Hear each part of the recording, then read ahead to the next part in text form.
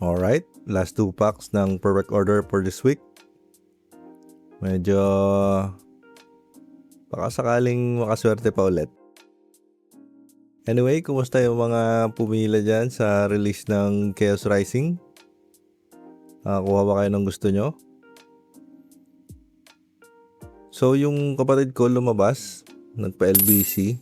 May pahabol na 2 order, so sinabay ko na. Meron pa naman siya naabutang 3-pack blister tsaka 1-pack blister.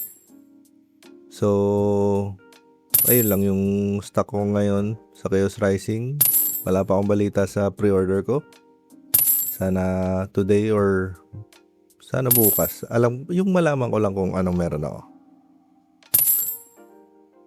So, parang walats tayo sa first pack magic Hala.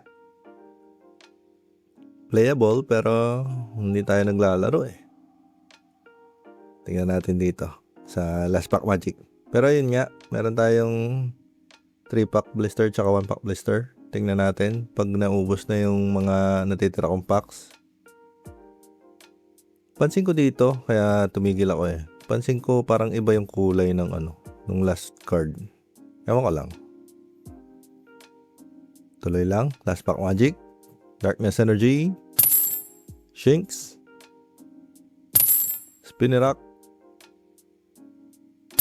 Spritzy, Doublade, Egg Slash, nag-evolve, Bagwa, Talonflame ni Shinji Kanda, Luxio Reverse, nag-evolve din Dedenne Reverse, come on EX, Luxray Hollow, meron na tayong evolution line ni Shinx. Parang weird o ako lang ba? Anyway, walats tayo.